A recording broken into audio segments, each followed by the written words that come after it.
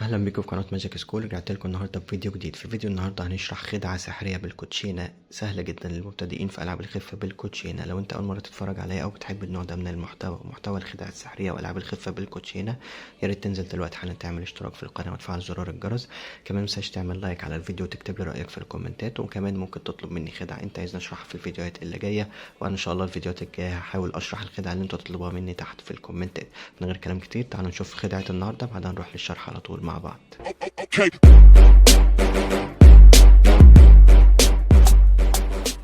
طيب خدعة النهاردة أنا هجيب الأربع وحايد زي ما انتوا شايفين كده يا شباب قدامكم على الكاميرا، تمام؟ وهنبدأ ناخد الأربع وحايد دول وهنبدأ ننزلهم كارت كارت، يعني أدي 1 2 3، تمام؟ والكارت الرابع. طيب هناخد الواحد ده نخليه كده، وهناخد التلات وحايد التانيين نحطهم قدامكم كده زي ما انتوا شايفين، تمام؟ وبعد كده هنعمل حاجة بسيطة جدا. انا هاخد الواحد ده زي ما انتوا شايفين كده وهبدأ احطه كده، وهبدأ اقسم الكوتشينة من اي مكان قسمة واحدة بس، واحط الكروت كده وهبدأ احط الكوتشينة قدامكم زي ما انتوا شايفين كده. وبعد كده هعمل ايه؟ بكل بساطة انا كل اللي انا هعمله ان انا هحاول اتحكم في مكان الاربع وحايد مع بعض من غير ما المس الكوتشينة، وبحركة سحرية بسيطة انا همشي ايدي زي ما انتوا شايفين كده وهبدأ احطها فوق التلات كروت. مجرد ما هعمل كده لو قلبت الكروت هنلاقي ان هما بقوا تلات ولاد. طيب طبعا فين الوحيد راحت فين؟ طبعا هنا الخدعة، وهي ان انا هقدر اتحكم في مكان الوحيد وخلي الكارت الواحد اللي انا حطه عكس الكروت كلها في الكوتشينة هو اللي يجيب الكروت التانية اللي شبهه. بمعنى ايه؟ خلينا نشوف مع بعض. لو مشينا على الكوتشينة بالطريقة دي، تمام، هنلاقي ان في كارت واحد بس مقلوب عكس الكروت كلها.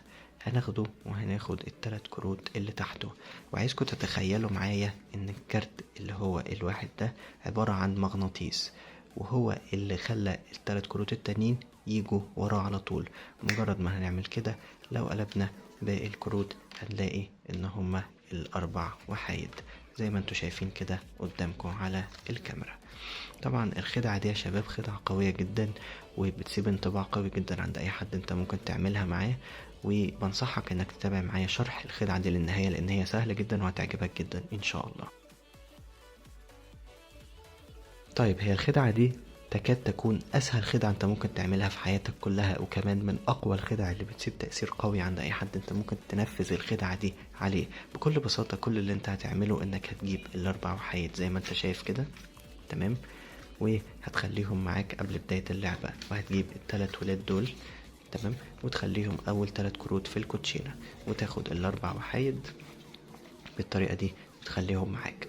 وكل اللي انت هتعمله هتعمل تريبل ليفت، او هتاخد تحط صباعك الصغير تحت اول كروت، تحت اول تلات كروت زي ما انت شايف كده على الكاميرا، تمام، وهتاخد الاربع وحايد بالطريقة دي وتبدأ تحطهم فوق التلات كروت دول، تبقى واخد وحاطط صباعك بالطريقة دي كده. اصبح انت معاك الاربع وحايد وتحتهم التلات ولاد زي ما انت شايف كده على الكاميرا.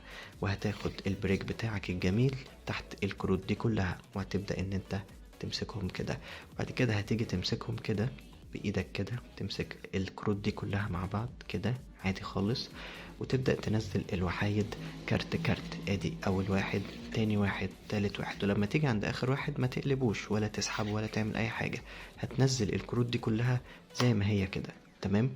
وبعد كده هتاخد الواحد ده كده وتقول للشخص اللي انت هتعمل معاه الخدعة انك هتنزل باقي الوحايد قدامه. وبعد كده هتاخد الكارت ده وتحطه كده عكس الكروت كلها، وتبدأ تقسم الكوتشينة اي قسمة من اي مكان بشكل عشوائي خالص، تمام. وبعد كده ايه اللي هيحصل؟ بكل بساطة ان انت هتعمل اي حركة سحرية توضح له ان الكروت دي هي مش الواحد خالص، هي الولاد.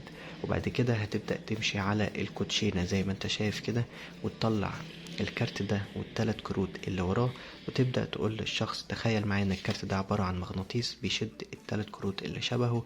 وفي الحالة اللي زي دي هتبدأ توريله التلات كروت وهما الاربع وحايد. وهنا بتبقى المفاجأة وبتبقى فعلا قوة الخدعة دي. لو الخدعة دي عجبتك ما تنساش اللايك والاشتراك في القناة وتفعيل زرار الجرس عشان يجيلك اشعار بكل الفيديوهات الجديدة اللي انا هنزلها اول باول.